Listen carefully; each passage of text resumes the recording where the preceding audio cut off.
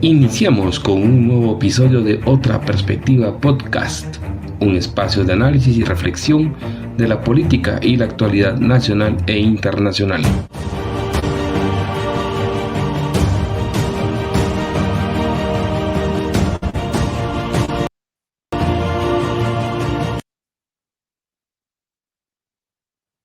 Sean bienvenidos al episodio número 14 de Otra Perspectiva Podcast.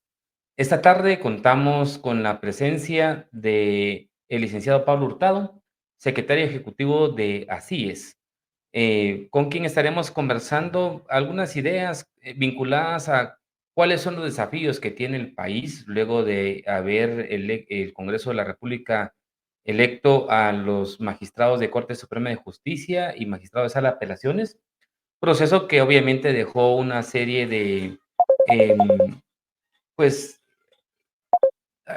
dudas, algunos no están muy conformes con lo que sucedió, ¿verdad? Y qué mejor que, digamos, en este marco de lo que sucedió, poder discutir cuáles son los cambios que necesita nuestro sistema, Pablo, y el país para poder tener un mejor poder judicial. Así que también de manifestar que conozco a Pablo ya desde hace algunos años, le tengo mucha estima también, mucho respeto por su trabajo profesional y te agradezco, Pablo, por el tiempo y por los minutos que nos das para poder compartir y reflexionar sobre este tema de interés nacional. Bienvenido, Pablo, ¿cómo te va?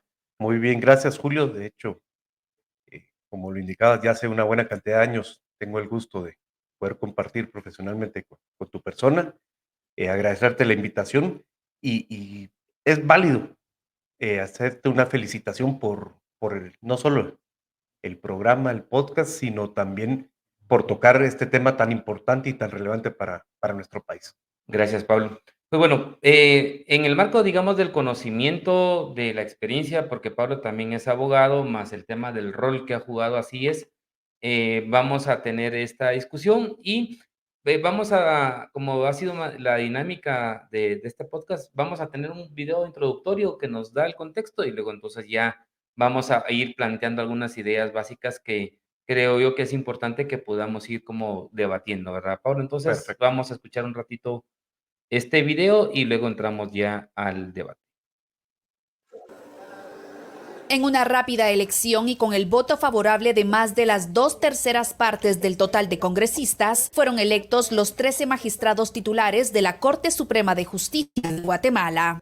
Estamos comprometidos, mis compañeros y yo, a que esta administración de justicia sea pronta y cumplida, buscar el equilibrio entre los poderes del Estado. Diputados de diversas toldas políticas coinciden en resaltar los consensos que permitieron la elección. Queda una corte bastante balanceada, creo que hay buenos perfiles profesionales. Los magistrados están con más de 100 votos cada uno, el que menos tiene 4, yo creo que es lo que buscaba la población. Una votación que se espera aporte equilibrio a la toma de decisiones de justicia. Habrá equilibrio de poderes, habrá algún nivel de balance en las decisiones y eso esperamos evite abusos de poder a lo interno del organismo judicial. Un organismo que necesita una modernización y otros retos urgentes. Reducir la mora judicial, despolitizar la persecución penal. El próximo martes inicia la elección de los magistrados de las Cortes de Apelaciones, que junto a los juristas ya electos deben tomar posesión el 13 de octubre, como lo manda la ley. Eugenia Sagastume, Voz de América, Guatemala. Ok, Pablo, acabo de observar esta pequeña descripción de La Voz de América. La elección de las Cortes fue un tema de interés de muchas redes de noticias a nivel internacional por el impacto que tenía.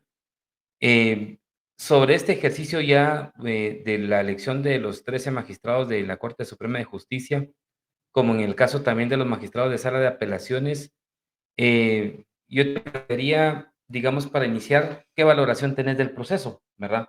Y tal vez en esta ruta de la valoración del proceso en cuanto a si, digamos, en función a los electores, ¿quiénes fueron? ¿Más fueron los mismos que han estado en los procesos anteriores? ¿Fueron otros electores los que estuvieron presentes? De igual manera, digamos, hubo un gran debate sobre los criterios de ponderación de quién sí, quién no pasó en las listas, ¿verdad? ¿Cuál fue el criterio que realizaron las comisiones de postulación? ¿Cuál fue el rol que jugó el Congreso de la República también, verdad? Porque ahí es la segunda etapa de este proceso en Guatemala y que tuvo una serie de cambios. Y el otro elemento es si cabe, digamos, el optimismo que ha manifestado el presidente de la República en la designación de los magistrados de la Corte Suprema de Justicia, independientemente de todos los cuestionamientos que hay alrededor de quiénes son hoy los magistrados que el día de domingo, este 13 de octubre, estarán tomando posesión. ¿Cómo valoras vos este resultado y este proceso? Para poder hacer una valoración completa, creo que es importante partir del propio diseño del proceso. El propio diseño del proceso en el cual definitivamente no es lo mismo ni las mismas condiciones que existían allá a mediados de los 90, cuando se implementó el mecanismo de las comisiones de postulación, como funciona hoy en día, a lo que hoy tenemos. No es lo mismo pensar en una comisión de postulación con 13 integrantes, porque solo habían 4 facultades de derecho y más el rector que la preside y los respectivos representantes tanto de la magistratura como del Colegio de Abogados Secretarios, a una comisión de postulación con 37 integrantes. Eso definitivamente ya de por sí es un punto de entrada, un inicio que pone cuesta arriba cualquier eficacia que puede tener al máximo este proceso. Entonces, ese diseño, ese mecanismo que se pensó en el cual las comisiones de postulación fueran un filtro a través del cual se pudiera buscar los profesionales más idóneos para que dentro de ellos, pensemos en una forma fácil de explicarlo, el doble de los que tenían que elegir, el Congreso de la República tuviera esa última elección, última decisión. Y esto, pues partiendo del reconocimiento que en el Congreso de la República, indudablemente no se puede esperar otra cosa más que acciones y decisiones de tipo político, porque es el órgano político del Estado, por Claro. excelencia. Entonces, ese es el diseño como fue estructurado. Sin embargo, a lo largo de los años, hemos visto cómo los distintos grupos de interés han buscado llegar a tener una alta influencia, un alto nivel de decisión, ya no únicamente en el Congreso, que sigue existiendo y reitero, eso es pues algo natural, es parte de su esencia, sino desde las comisiones de postulación. Y entonces vemos que la lucha, que el afán por integrar una comisión de postulación nos ha dado algunos resultados interesantes por ser lo más neutro en calificativos, en donde las campañas dentro del Colegio de Abogados son campañas casi para un puesto de elección popular remunerado. Claro, Hay que recordar que es una ad honorem. así es correcto. Hemos visto también algunos vicios en la parte académica, algunas debilidades en la académica, en donde pues un surgimiento poco razonable de facultades de derecho, y lo mismo al interno del organismo judicial, las campañas o los acuerdos, la búsqueda de acuerdos para integrar las comisiones de postulación. Entonces, está muy claro que es ahí donde se ha puesto la atención, donde se ha puesto el interés en poder pues, condicionar de una u otra manera esos filtros que hoy por hoy constituyen las comisiones de postulación. Y por supuesto, también hemos visto, no sé si la palabra funciona, pero actuaciones casi heroicas, ¿verdad? De algunos comisionados, muchas veces, y creo que vale la pena destacar, los decanos, algunos decanos, en donde ellos pues, se han convertido en ese resabio moral del funcionamiento de las comisiones de postulación. Es todo un proceso complejo que definitivamente no nos está dando los mejores resultados y que más pronto que tarde tenemos que sentarnos a reflexionar y a pensar si ese es el mejor mecanismo o qué ajustes o qué cambios deberían hacerse. Digamos, en el proceso de la entrega, de la nómina que hizo tanto el rector de la Rafael Andívar con el tema de magistrados de la Corte Suprema de Justicia y del rector de la Universidad de Internaciones con relación al tema de sala de apelaciones, él en particular que creo que tuvo una característica muy especial también el manejo de esta comisión de postulación de sala de apelaciones, Él en el Congreso señaló que a título personal, individual y no en su calidad de la autoridad académica que era, consideraba que era necesario que hubiera un cambio al sistema de, no solo del funcionamiento de las comisiones de postulación, sino de igual manera a la lógica de cómo se integra y cómo se selecciona a quienes dirigen un poder del Estado.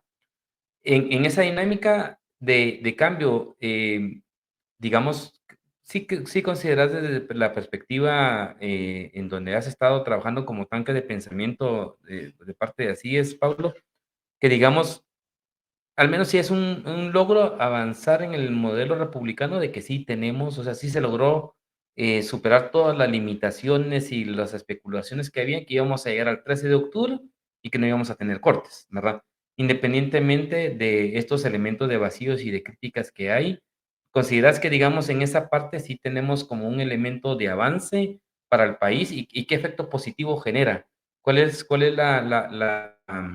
el plus que efectivamente el día lunes 14 Guatemala amanezca ya con nuevos magistrados de Sala de Apelaciones y de Corte Suprema de Justicia? Sí, Julio, lo que planteas realmente es un elemento de mucha profundidad y nos debe invitar a la reflexión de cuál es la calidad de nuestra democracia y de Ujú, nuestra institucionalidad democrática. Y definitivamente hay un mínimo en donde una democracia formal, una ujú, institucionalidad democrática formal, pues debe existir con sus luces, con sus sombras y demás, pero hemos estado en momentos en donde pareciera que ni siquiera ujú, ese mínimo de democracia ujú, formal, de institucionalidad democrática formal podría darse. Es difícil explicar y sobre todo en espacios como los que nos toca a los tanques de pensamiento, interactuar ujú, con los centros de otras latitudes, de otros países, explicar cómo no sucedió absolutamente nada y ujú, pasamos 4 años sin que se renovara uno de los 3 poderes de Estado. O sea, ujú, es de la concepción más básica de ujú, los estados, de los estados republicanos, esa división de poderes. Y desde que somos muy, muy niños, se nos ujú, enseña, se ujú, nos dice de que los estados se organizan en esos 3 grandes poderes para cumplir sus fines y que en Guatemala, pues simple y sencillamente, no se dio la renovación de uno de los 3 poderes y no sucedió nada. ujú, Y todo esto no pasó de la noche a la mañana.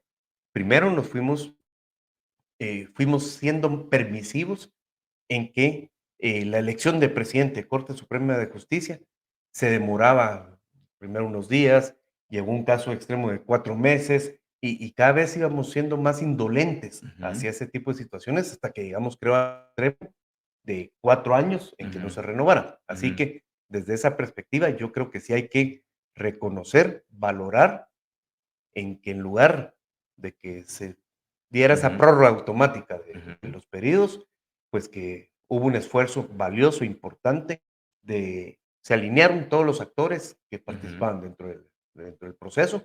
La propia Corte de Constitucionalidad también ujú, emitió una resolución importante en ese sentido y nos ha permitido mantener esa institucionalidad democrática, si se quiere, todavía con un nivel de formalidad, pero ya como un elemento importante y diferente a lo que veníamos ujú. sufriendo. Okey, bueno, y en esta misma dinámica que te decía de parte del rector de internaciones que marcaba el modelo, vos compartís de igual manera, ¿verdad? O no, que digamos el modelo también está agotado, y que en esta lógica, digamos, hay un avance ahorita, en el sistema republicano tenés un organismo del Estado integrado, pero que de igual manera a futuro ese modelo ya está agotado. Y entonces la pregunta que ahí yo te plantearía es, o sea, ¿cuáles deberían ser esas reformas básicas que deberíamos de entrar a discutir los guatemaltecos? No cuando falte un año o meses dentro de 5 años, sino que digamos de una u otra Desde ya. manera abramos el camino para que efectivamente haya una reforma a ese sistema que para muchos dicen que ya está agotado, para otros dicen que no, que es reformable, que es, digamos, perfectible, pero desde tu perspectiva, ¿el modelo está agotado o no está agotado?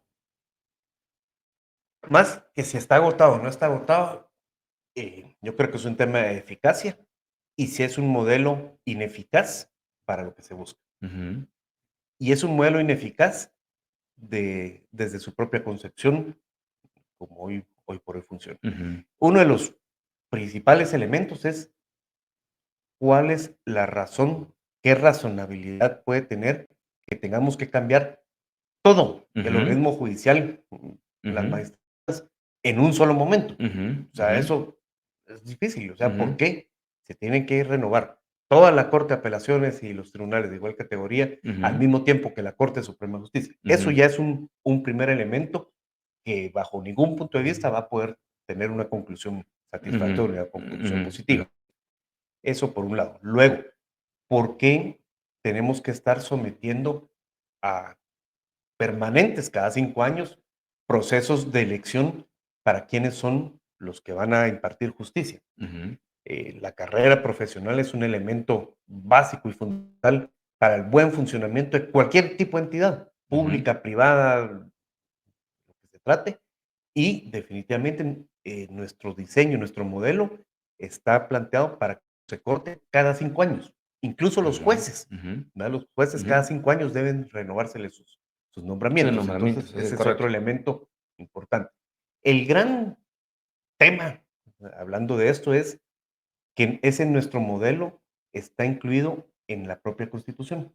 Ajá, El correcto. el las bases de este modelo son de rango constitucional y, por lo tanto, cualquier modificación significativa y sustancial requeriría una reforma constitucional. Ujú, Debo mencionarte, Julio, y sé que estás al tanto, a finales del 2008, principios de ujú, 2009, en ACIES, junto con la Universidad de San Carlos de Guatemala y la Universidad Rafael Andía, eh, se integró un consorcio, un ujú, espacio que nos dimos a la tarea de reflexionar, de cuestionar eh, justamente este tipo de temas en materia de justicia. Y eso concluyó con una propuesta de reforma constitucional al sector justicia, a la parte de justicia, ujú, que en el año 2011 un buen grupo de diputados la tomaron para sí, se convirtió en iniciativa de ley, fue discutida entonces en la Comisión Legislativo. de Legislación y Puntos Constitucionales, Ujú, culminó en un dictamen. Esa discusión, vale la pena destacar, fue en un espacio muy participativo, ujú, no de inmediato, no con inmediatez, ajá. pero sí se llevó a cabo ese proceso y culminó con un dictamen. Lamentablemente, pues hasta llegó el esfuerzo de esa Que era reforma dist que constitucional. fue distinto el proyecto de reforma constitucional a lo que planteó la CICIG. Sí fue diferente, estamos hablando ya del año 2016, ¿verdad? Ajá, Con correcto. algunos años de Ajá. diferencia, aunque en el mismo proyecto que fue planteado, todos lo Ujú, llamamos de ujú, CICIG, ¿verdad? Pero ujú, realmente fueron ujú. los 3 organismos de Estado los que lo Claro, ajá. presentaron. Ahí se reconoce que el antecedente inmediato fue esa iniciativa en la Ujú. que trabajamos con las universidades. Por supuesto, todo requiere actualización y hemos visto en Guatemala, nunca perdemos la capacidad de asombro. Cada Ajá. vez que creemos que algo está agotado o que algo ya no se puede más, Hay todavía algo más. Ajá. sale otra novedad. Entonces, eso pues también debe servir para poder actualizar las propuestas, las Ujú, reformas. Pero ujú, básicamente es eh, si logramos reducir el margen de elección, más allá de cuál sea el modelo, el mecanismo de elección, ujú, mientras menos margen ujú, de discreción, de elección pueda existir, pues seguramente eso va a contribuir de mejor manera a garantizar la independencia, la ujú, especialidad, la ujú, experiencia de ujú, quienes imparten justicia. ¿Y ujú, en qué es lo que se fundamenta? Es eso. Por lo menos sala de apelaciones no debería haber elección. ujú, Debería ser un tema de carrera judicial. ¿Y por ujú, qué? Para llegar a ser magistrado de Corte de Apelaciones que le hayan pasado 10, 15 o hasta más años dentro de la ujú, judicatura. ujú. En 15 años se conocen las personas. Claro, claro. Bueno, yo creo que haces una muy buena introducción en estos elementos del debate que he ido como recopilando en diversos reportajes que se dieron cabalmente en este proceso de elección de magistrados y que está vinculado, uno, digamos, a lo que estás planteando, ¿verdad? El modelo no tiene que ser necesariamente, bueno, no, al revés, reordeno la idea, es el modelo tiene que ir inclusive más allá, inclusive debatirnos a si tenemos que volver otra vez a plantear una reforma constitucional para un rediseño de ese poder del Estado, ¿verdad? Y que pasaría uno por el tema del periodo, como ya lo mencionabas, ¿verdad? El tema que aquí pasa, tiene dos elementos tal vez el periodo. Uno es alargar el tema del periodo de magistrados, tanto de Corte Suprema de Justicia como Sala de Apelaciones, independientemente del modelo que se determine, para romper un poco esta dependencia de los actores gremiales o políticos que están alrededor, ¿verdad? Porque, digamos, también está claro, Pablo, que no, de los 312 que llegaron al Congreso con Sala de Apelaciones, solo los 26 llevaban un referente político gremial que los respaldó para que pasaran en ese listado, ¿verdad? Y entonces que la lógica está planteándose es que al ampliar el periodo de 5 a 9 años o a 12 años, como ha habido propuestas ya en el pasado en Guatemala, digamos, se pueda como quebrar ese vínculo, ¿verdad? Tanto político y gremial, y que efectivamente hayan personas que apliquen justicia de manera objetiva. Y por el otro lado es el tema de la renovación, ¿verdad? Que no tiene que ser integral, sino que puede ser gradual, ¿verdad? En tercios o en la dinámica de especialidad, o en este debate también de si tenés referentes, digamos, en cuanto al tema de gente que está en la carrera y de gente que no está en la carrera, que también sirva como un mecanismo de autodepuración y sí, de autodepuración y autorrenovación del órgano de justicia. El otro elemento que está vinculado en este esquema es, bueno, modificamos entonces ese componente que está en la Constitución y que tenemos que plantearlo. Y luego de eso, y de las calidades y algunas especialidades que se puedan marcar, porque también, digamos, eso tiene que ver mucho con el tema de la tabla de gradación, ¿verdad? En cuanto al tema de, alguien se preguntaba, por ejemplo, si necesitas un doctor necesariamente, un doctor en derecho, penal, civil o mercantil, en lo que sea, que esté en la corte cuando su aplicación es justicia. Y no es investigar, por ejemplo, ¿verdad? Que hacía un referente. Pero entonces el tema de la especialidad que tenga y los criterios que tengan quienes vayan a estar en este cargo. Y luego el mecanismo del proceso, no solamente de nominación, pero también de designación, ¿verdad? Y que ahí, digamos, pasa por el componente que establecías, ¿verdad? A lo mejor el tema de sala de apelaciones se amplía como carrera judicial y no necesariamente tenga que llegar al Congreso de la República y que sea solamente el tema del Pleno de Magistrados de la Corte Suprema de Justicia. El otro, como te decía, es el tema de los perfiles, ¿verdad? Que también se marcaba porque hubo un gran debate en el tema de la graduación y el tema de la experiencia. Y luego el determinar, digamos, cómo también la ciudadanía participa, porque, digamos, de una u otra forma, hoy la participación de objeciones que habían de ciudadanos a ciertos jueces, a ciertos magistrados, por el tipo de salas que aplicaron, incluyendo un candidato presidencial que estuvo ahí marcando, miren a este, porque vulneró el tema del derecho electoral, tampoco fue, digamos, efectivo, como en otras ocasiones, ¿verdad? Entonces también, ¿cómo regulás que también los ciudadanos puedan contribuir a ese elector para saber a quién sí va a nominar o a quién va a designar en la corte? Y finalmente está el mecanismo, bueno, entonces es vía reforma constitucional o es vía comisiones de postulación, ¿verdad? Que digamos son como los debates que hay alrededor. Entonces, ya en esa dinámica, yo te pregunto, ¿es necesario que sí reestructuremos el modelo de justicia ampliando el plazo de tiempo en que están los magistrados?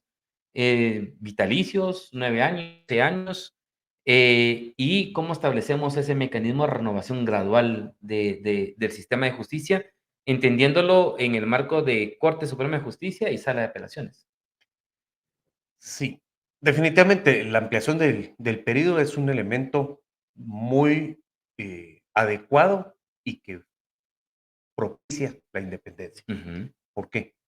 Porque la vinculación y las dinámicas políticas y el juego político en el país cambia muy rápidamente. Y no es lo mismo la cuota de poder que determinado grupo puede tener en un momento en particular ujú, a lo que pueda tener 5, 10 o 15 años después. ujú, ujú, Eso va cambiando y del mismo modo, pues esas lealtades, entre comillas, ¿verdad? ujú, Que ujú, podrían existir a la hora de la designación o agradecimientos a quienes se asignó. Entonces, periodos más largos definitivamente dan mayor libertad ujú. a quienes vayan a ser los juzgadores, los magistrados, para no, que sus condicionamientos que pudieran tener se vayan diluyendo a lo largo del tiempo. Entonces, ese es un elemento positivo. Luego, esa renovación parcial. Y no solo por el problema de tener que cambiarlos todos, sino también la propia continuidad de criterios, la propia continuidad del trabajo. O políticas, ¿verdad? Procesos. Las políticas, los procesos y los propios expedientes, judiciales. Pues ahí, un número que parece bonito, al sentido es una tercera parte. ¿Y por qué una tercera parte? Porque funciona, las salas de la Corte de Apelaciones están integradas por 3 magistrados. Si cada 5 o 7 años toca renovar uno, es en 2, y a los 2, 3 años se renueva otro. O sea, se va a lograr una continuidad de la mayoría. Y el mismo fenómeno se puede presentar en la Corte Suprema de Justicia. No se tienen que ir los 13 magistrados al mismo tiempo. Si se van 3 magistrados, incluso, y aunque suene crudo, Julio, debo decir, si fuera una muy mala elección, pues es una parte del daño y no el 100% del daño. Entonces, eso puede ayudar a ir generando los balances adecuados para un mejor funcionamiento.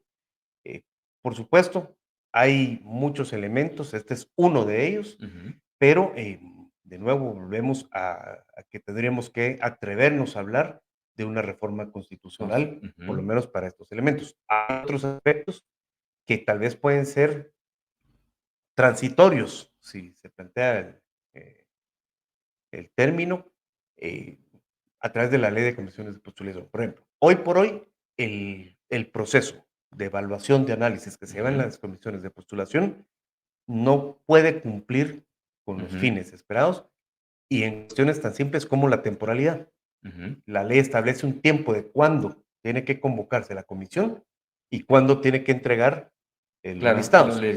Ya en una ocasión, el proceso anterior me parece, el Congreso había hecho una convocatoria antes de ese tiempo. Así es, correcto. Y la Corte Constitucional vía amparos que se presentaron dijo, miren, tiene que hacerse ley. Entonces, tiene que ajustarse. Y obviamente eso limita el tiempo para si ampliamos el tiempo, y por qué no decir, miren, tomémonos 1 año y medio para evaluar a todos, para hacer entrevista a todos, para conocerlos, para recibir la información. Ese tema de la reconocida honorabilidad, que es un requisito constitucional, pues justamente es el reconocimiento que se puede tener. ¿Por qué no darnos el tiempo de que en la comunidad, en el espacio que me mueva, ¿qué dicen de Julio Melgar? ¿Qué dicen quienes lo conocen? ¿Verdad? Y eso poder nutrir. Y que fíjate que esos son 2 elementos que están vinculados en la reforma al Poder Judicial en México, ¿verdad? Que, aunque ya lo vamos a hablar al final, pero que tiene que ver también en la lógica del ciudadano, ¿verdad? Que también qué dice el ciudadano del que ejerce esa función jurisdiccional. Pero antes de pasar al otro punto, y en este debate, digamos, de coincidencia, de tercios, de ampliación de plazos, se renova completamente en el esquema de que la sala de apelaciones forme parte de la carrera y no pase al Congreso. O haces también como un mecanismo mixto. ¿Cuál es la visión que hay con relación al tema de la carrera? Y yo te pongo ahí un punto que al menos yo sí tengo una crítica muy fuerte. En este proceso de comisiones, 63 magistrados en funciones fueron los que llegaron a la nómina de 302 al Congreso de la República. Obviamente, la mayoría fueron calificados por el Consejo de la Carrera Judicial y la Comisión de Postulación tomó el criterio de que su ponderación no iba a ser la que ellos establecían, como en el caso de los abogados litigantes, sino que el que marcaba la carrera del Consejo Judicial, de la carrera judicial, el Consejo de la Carrera Judicial. Pero de una u otra manera, también ahí hay debilidades en el tema de la calificación. Hay muchos magistrados, y ahí está Plaza Pública que reportó, magistrados que se dedicaron solamente a ir a sacar postdoctorados de postdoctorados y no a cumplir su función jurisdiccional, ¿verdad? Entonces, ¿cómo hacemos efectivamente para, yo que te decía, que pongamos la tabla en cero y que efectivamente puedan llegar los mejores en aplicar justicia, ¿verdad?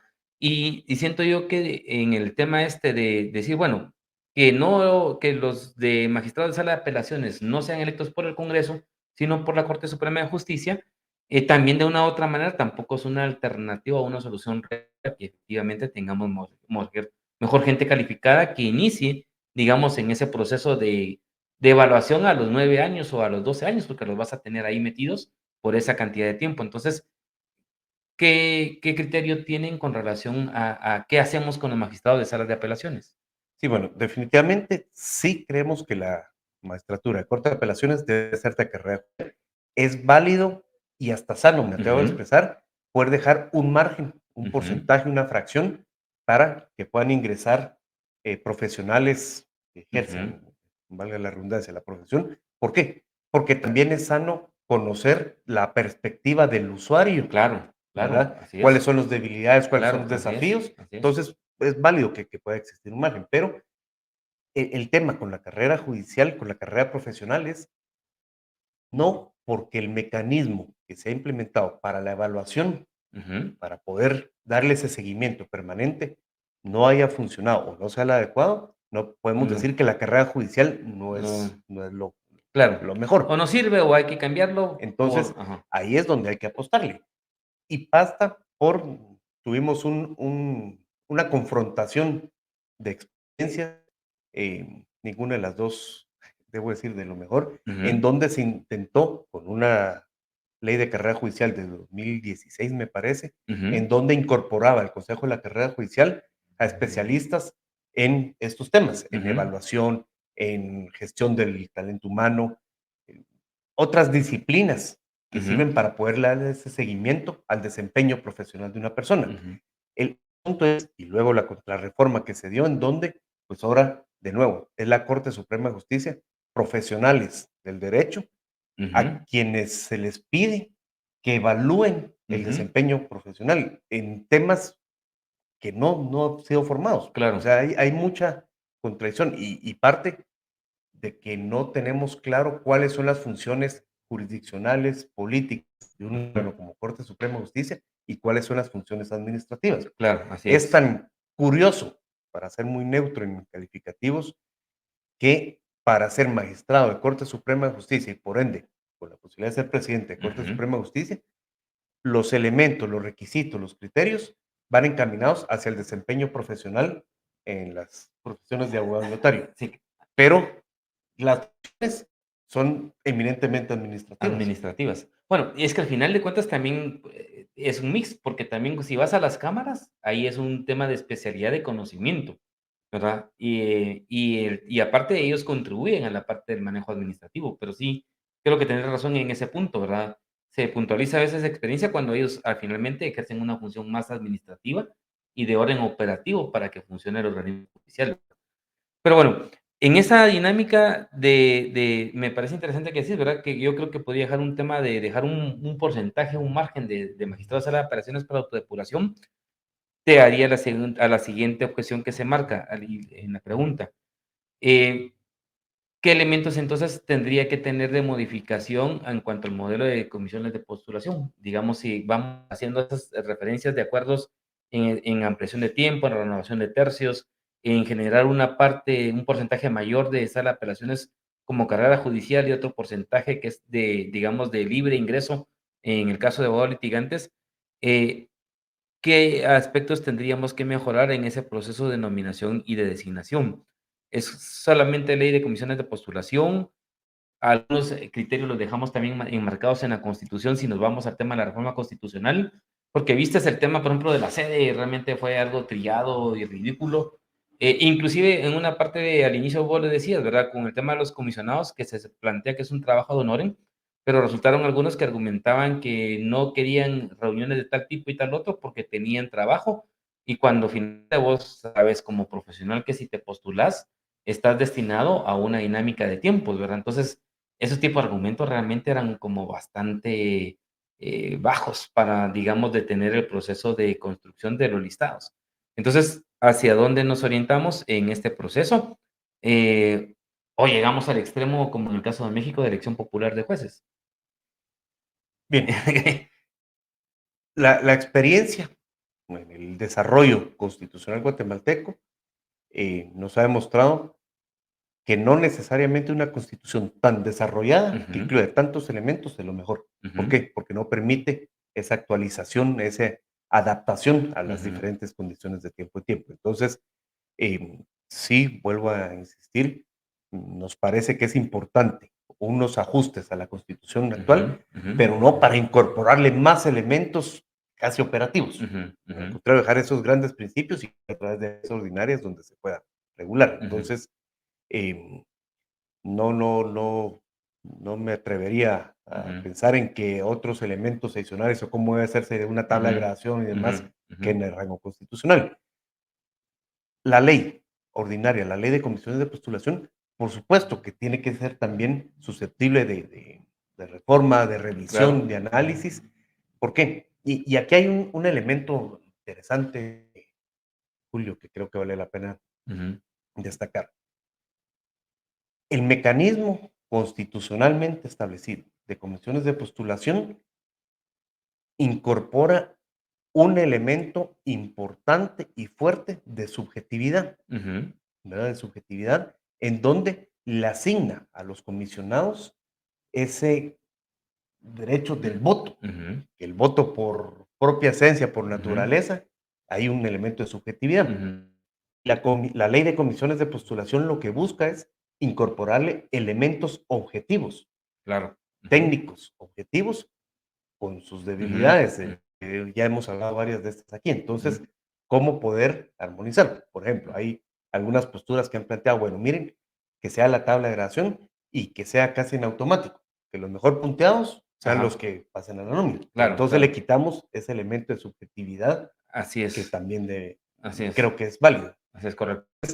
Una ley de comisiones de postulación debe de ayudar a proveer a los comisionados de la mayor y más técnica y objetiva información posible para Ujú, que ellos, en su subjetividad a la ujú, hora de votar, puedan ujú, inclinarse por ujú, quienes consideren más idóneos.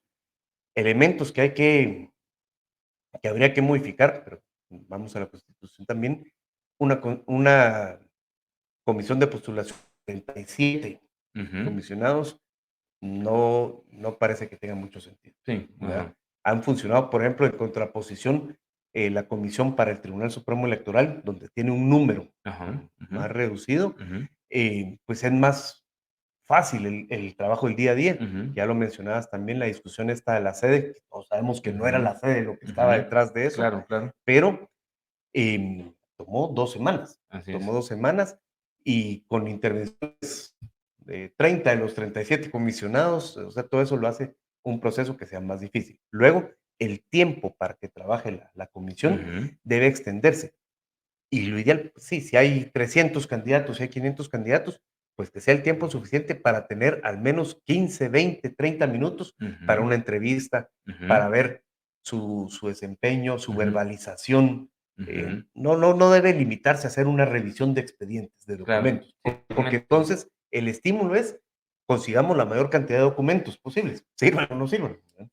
Es un poquito el tema de la trampa, ¿verdad? Que hubo que hoy, igualmente teniendo un doctorado, eran 8 puntos, ¿verdad? Pero si estabas en los cursos de actualización del colegio, tenías 4 puntos. Entonces, al final de cuentas, ahí también era una dinámica. Mejor me voy a los cursos del colegio y no al doctorado, y así vas como acumulando los diplomas para poder tener los puntos, ¿verdad? Que es un poco como el esquema del modelo que se ha ido planteando. Pero bueno, y en esa parte de seguimiento siempre con el tema de los perfiles, ya en esta dinámica de los cambios, ¿cómo consideras el proceso de apertura hacia esta dinámica de calificar a los que están en la carrera, verdad? Con el tema de los estudios, los puntos y sus opciones, digamos, de conocimiento y digamos, el impacto que tienen los fallos, ¿verdad? La calidad de cómo resuelven la mora frente al tema de los abogados litigantes, porque de una u otra manera también sorprende la cantidad de expedientes, ¿verdad, Pablo? Entonces, eso también te tiene que ver un poco con el tema del mercado laboral, ¿verdad? Pero finalmente, ¿cómo haces ese equilibrio en el tema de ir mejorando los perfiles de quienes pueden optar? Y si se abre algún mecanismo de preespecialización, por ejemplo, el tema de los litigantes que quieran postularse en un momento determinado, para poder tener, digamos, también esa objetividad y esa, autodepuración dentro del gremio para poder tener a los mejores en el organismo judicial. Aquí, perdón, Julio, creo que me va a salir muy lo abogado, muy lo abogado y convencido del derecho constitucional. Nuestra Constitución establece, en la forma como debemos interpretar ese principio de igualdad, que debe darse el mismo tratamiento a los que están en iguales condiciones y darse un tratamiento diferente a los que están en diferentes condiciones. Entonces, por supuesto que la experiencia de un abogado que ejerce la profesión un abogado litigante no es la misma que la que tiene un profesional que ha desempeñado la judicatura o la magistratura. Entonces, no podemos querer aplicar los mismos elementos, criterios de correcto, evaluación a dos funciones diferentes, correcto. ¿verdad? Otra cuestión también es, no podemos pretender que la tacha o el señalamiento de si se ha actuado bien o mal es según si me gusta o no la resolución. Y perdón, pero esto sí es un elemento importante porque muchas de las tachas que vemos que se llegan a presentar es porque en tal caso resolvió en En forma contra. diferente Ajá, a mi forma de pensar, a mi ideología, a mi ajá, forma de entender de cómo enderezar las cosas. Y eso, perdón, pero eso no es una tacha. correcto. Lo que tenemos que ver es el que resuelve, ya sea como juez o como magistrado, cuál es la fundamentación, hace una adecuada valoración de las pruebas, hay una adecuada consideración del cómo va a aplicar los hechos, lo que se le ha demostrado a las normas que son correspondientes. Y en la conclusión a la que él llegue, pues es él saber y Claro. entender. Por ejemplo, en el sistema norteamericano, que también vemos que tiene sus desafíos, Claro. pero pues que por muchos años se ha visto como un sistema en donde, por ejemplo, mora judicial, la experiencia es totalmente diferente a la nuestra. Lo sorprendente es que un juez de la Suprema Corte resuelve en forma diferente a lo que todo el mundo sabía cómo iba a pensar. Ahí en los temas álgidos que pueden existir. ¿Por qué? Porque son designados a través del mecanismo que ellos tienen, pero justamente por esa forma de pensar y de entender cómo deben resolverse. O sea, ese elemento de subjetividad es válido, somos seres humanos. Lo que no se vale es cuando eso responde a intereses que no sean la correcta aplicación del derecho a su leal saber y entender. Entonces, para evaluar a un juez debemos este tipo de Claro. cuestiones, si fundamenta, se argumenta, cosas que no deberían tratarse, pero hay que decirlas, hasta redacción, Julio, Claro, hasta así es, así redacción. es. ¿Verdad? Hay situaciones y pues quienes nos hemos dado la tarea o en organizaciones como así es, de analizar fallos y demás, hay unas resoluciones que dan pena. Y sentencias que dicen de que finalmente tenés razón, pero finalmente se resuelve en En contra contra. o sea, o llegas a que efectivamente tenías el derecho, pero como ya venció el tiempo y digamos hay un detrimento en los derechos de las personas. Yo creo que este elemento, digamos, creo que sí es importante verlo, porque tendría que sí quedar, como lo señalabas, desarrollada una ley, en este caso ordinaria, que podría ser la ley de comisión de postulación, porque sí, digamos, tiene que haber un efecto, ¿verdad? El tema de la aplicación de la convencionalidad y cómo generar derechos, ratificar derechos o restringir derechos, ¿verdad? Y que yo creo que ese es un tema de calificación y que los magistrados y los de las comisiones se tienen que llevar su tiempo, ¿verdad? No tenés que hacer la calificación en 15, 10 minutos y sobre ese mismo nivel de ponderación calificas a alguien litigante, ¿verdad? Entonces yo creo que esos son tal vez como el desafío que creo que sí es relevante aplicarlo. Pero bueno, viendo ese tema de los perfiles y ya, digamos, viendo el otro elemento, ¿cómo logramos una mayor participación también del ciudadano? Había un poquito mencionado con el tema de las tachas, ¿verdad? No puede ser cualquier cosa, pero también hoy se fueron al extremo de que solo podían ser si ya tenías una sentencia y obviamente si ya tenías una sentencia tenía limitación de derechos políticos y por lo tanto no podía ser o no podía ser un aspirante a ser magistrado. Sí. Entonces, ¿cómo también equilibramos ese ejercicio ciudadano? Que es un poco lo que yo, digamos, también te comentaba al inicio, que es un poco también lo que vende, lo que pasó en México, ¿verdad? Lo que planteó López Obrador, es decir, una serie de magistrados ajenos a la realidad, en donde no había conexión con los ciudadanos, y hoy le da a los ciudadanos, digamos, algunos a favor, otros en contra, a través de esa decisión del voto, ¿verdad? Pero hacemos esa articulación para que también los ciudadanos tengan alguna incidencia cualitativa en cuanto a determinar quiénes sí y quiénes no pueden estar ejerciendo esa función jurisdiccional.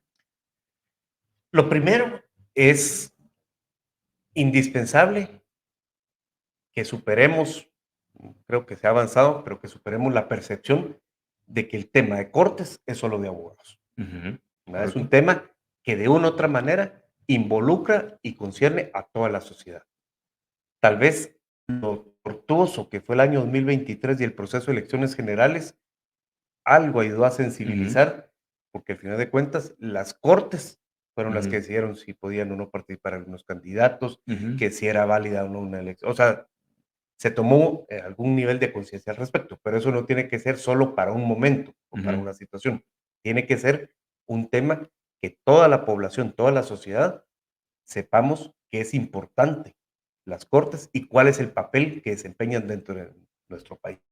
Ese como un elemento fundamental. Y en función de eso, pues también el conocer, el reconocer o repudiar las actuaciones de quienes Ujú. desempeñan el cargo.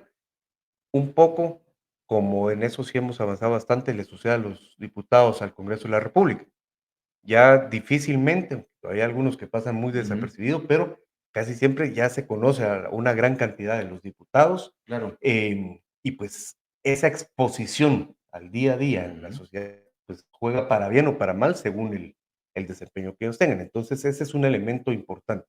Luego, si nuestro sistema de justicia no es el más eficaz, no es el que mejor funciona, ¿cómo podemos encontrar un balance adecuado entre la formalidad que puede exigir, por ejemplo, una sentencia Ujú. basada en la autoridad de cosa juzgada, que ya no Ujú. se puede, frente a un simple señalamiento, ¿verdad? O una denuncia que muchas veces puede ser utilizada justamente para truncar, ¿verdad? No pueden tener ningún fundamento, pero Ujú. la simple interposición de una denuncia no podríamos tenerla como válida. Y eso ya nos ha pasado jugado en los dos sentidos, en donde para evitar que un malo pueda Ujú. desempeñar un cargo, se presenta cualquier denuncia y Ujú. automáticamente, bueno, como no tiene la denuncia, Y va para está. afuera. Ujú. Y eso, del otro lado también, para que algún bueno, le ponemos una denuncia, entonces ya no puede participar. Y eso Ujú. lo hemos visto en candidatos a diputados, candidatos a Claro, alcaldes, así candidatos es. hasta presidenciales.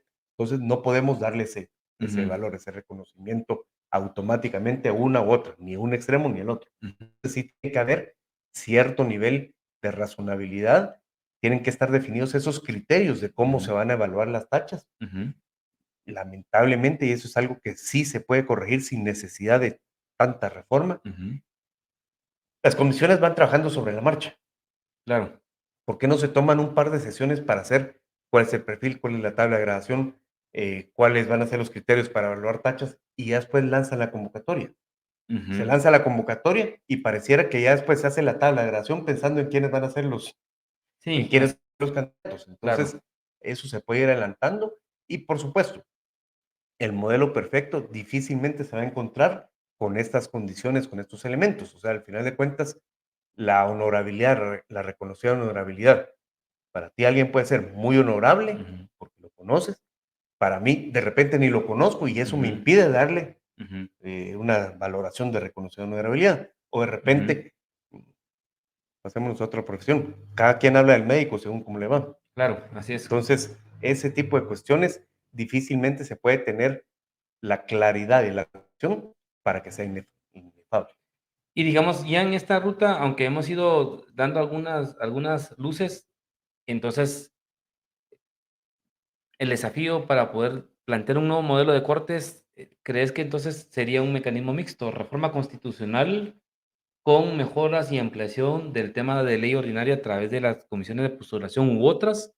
¿O es solo la reforma constitucional? ¿O crees que en las condiciones en las que estamos nos alcanza solo para reformar comisiones de postulación? ¿Cómo lo ves?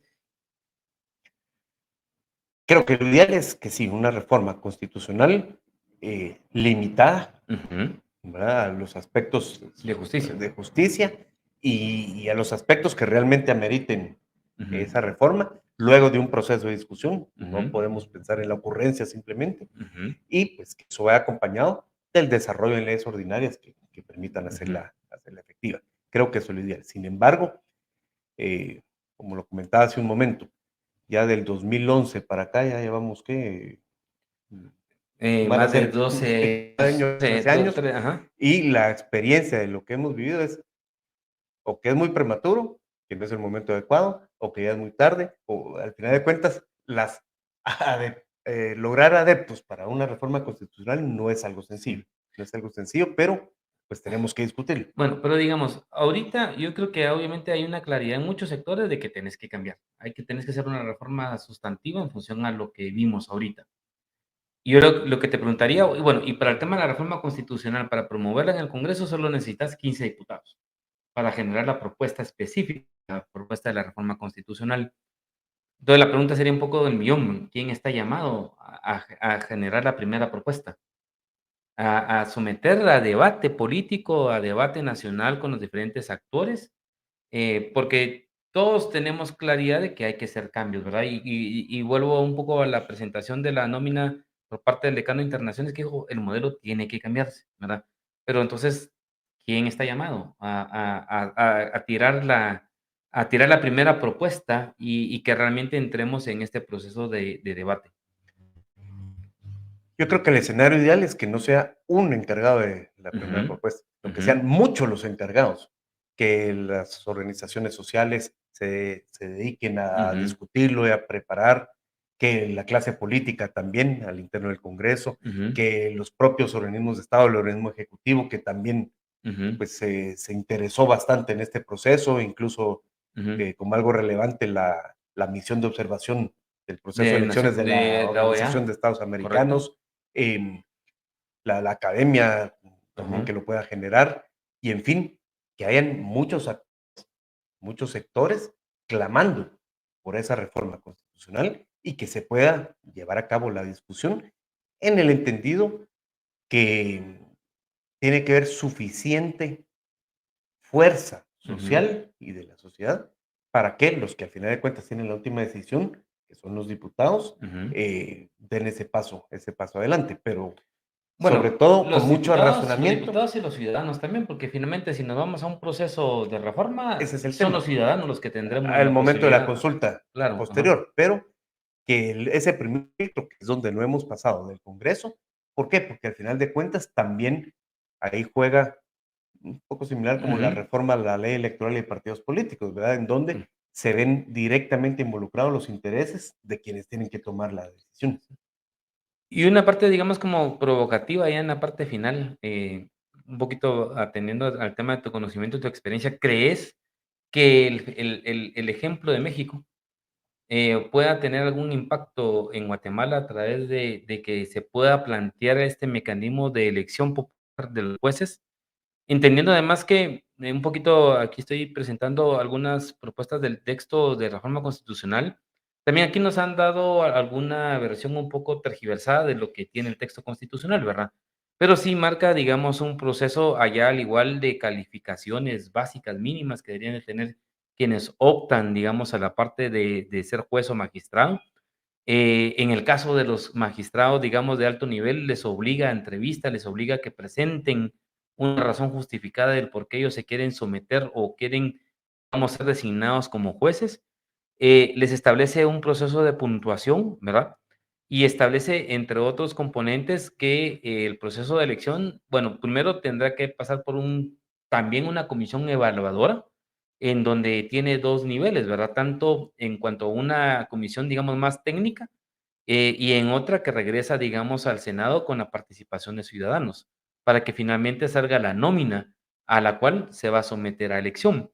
Y los que van a elección, indica, según esta reforma constitucional, digamos, no es tampoco que va a ser campaña abierta como una campaña política, digamos, que conocemos, sino que en el caso de México se van más por una ruta de una campaña en medios de comunicación oficial y con limitaciones del financiamiento privado, ¿verdad? Porque digamos, es el mismo mecanismo de los recursos del Estado que se van a utilizar para que ellos se puedan promocionar.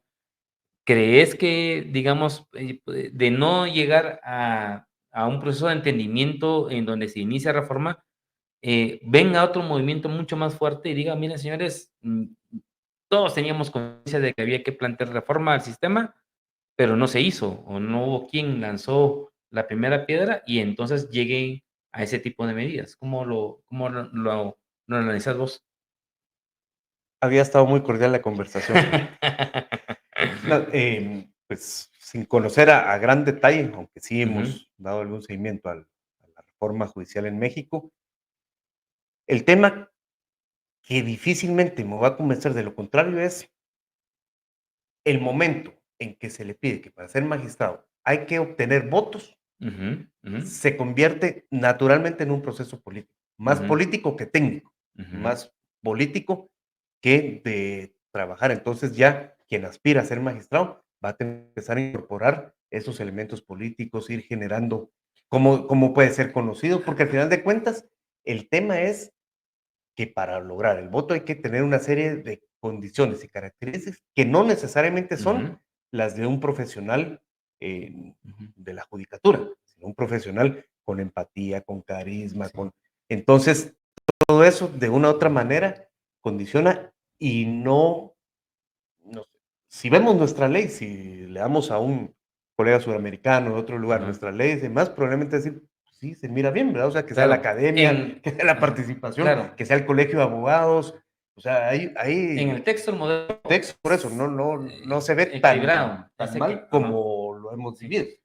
Pero mira, pues, pero yo te pongo un ejemplo, aunque aquí ya pasamos un poco al tema más especulativo en función a lo que México ha aprobado, pero, por ejemplo, la referencia. El juez Gálvez, al que yo le tengo mucho respeto. Él en sus audiencias, enseñó mucho. O sea, fue tan didáctico, obviamente eran audiencias largas, que se generó la empatía de la gente, pero no por simplemente por el caso que tenía, sino por la fórmula y por los mecanismos en los que él razonaba, y que los ciudadanos entendían cuál era la aplicación, digamos, de las imputaciones o no a ciertos, en su momento, exfuncionarios. Digamos, y entonces te pongo el ejemplo, ¿verdad? Un juez Gálvez que se sometiera a un proceso, yo te aseguro que la gente lo respalda, pero y no es un tema político, es un poco por el hecho de la exposición, como vos lo señalabas, a cómo ejerce esa función jurisdiccional. Claro, pero entonces un juez más reservado, más introvertido, más acucioso, que no sea tan elocuente, mm, Claro, no va a tener esa simpatía, no digamos, va a tenerse. en teoría, por el proceso de calificación que están marcando ahí, digamos, van ahí sí en esta dinámica que los que tengan un mejor puntaje son los que van a Y optar a van la a lista. negar todos, pero ya en la tarima, al momento de pedir el voto, pues ahí se va a ver una diferencia. Y eso no necesariamente va relacionado con las competencias y las calidades para Sí, o sí, sea, como bien lo indicabas, estamos especulando, sí, ¿verdad? claro, sí.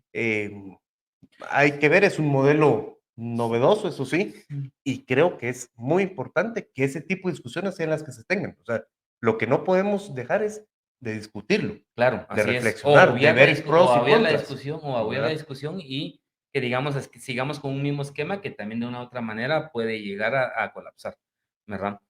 Pero bueno, entonces, en conclusión, Pablo, te dejo, ¿cuál crees que sería el desafío principal y las primeras medidas para poder atender ese desafío en función a lo que hemos conversado, de cómo poder desarrollar ese cambio a ese modelo que tenemos del sistema judicial, que no es cualquier cosa, ¿verdad? Es un poder del Estado, y que anteriormente otro colega que vino en un episodio anterior decía que cuando no habían cortes definidas, el problema era que todo era provisional y entonces había muchos jueces inclusive que no hacían resoluciones de fondo porque no tenían una certeza jurídica del nombramiento. Ahora, hoy eso pues se quedará superado porque ya el lunes 14 amanecemos con un nuevo magistrado que tendrán que ser los referentes de dar certeza jurídica. Pero, ¿qué desafíos? ¿Quién empieza ese desafío, Pablo, para? Yo lo plantearía en dos elementos. Uno, empecemos a tener espacios como estos y otros para discutir cuál podría ser las reformas constitucionales necesarias Ujú, ahora, ujú, no dentro de 4 años o 4 años y medio. ujú, Y en paralelo, que también se empiece a ver esa voluntad, esa disposición para hacerle algunas reformas ya a la ley de comisiones de postulación. ujú, Eso pues no requiere todo el proceso grave de reforma constitucional, pero eso nos permite ser un aliciente de ver, bueno, si hay realmente posibilidad, ujú, hay viabilidad, hay voluntad, o sencillamente es un espacio en donde tu persona, ujú, la mía y otros actores pueden estarlo discutiendo, pero ujú, realmente no trasciende de eso. ujú, Entonces yo correcto. creo que hay que iniciar en serio ese proceso y generar todos los espacios adecuados para poder encontrar cuál es la fórmula adecuada.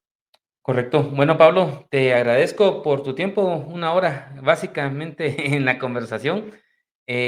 Da para mucho más, pero te agradezco por haber aceptado este desafío, este reto de tener esta discusión. Ojalá que esto, como vos lo decís, pueda extenderse y replicarse en otros espacios, que llegue también a los actores que correspondan y que fundamentalmente también se vaya orientado a que nuestro sistema realmente pueda ser mucho más funcional, ¿verdad?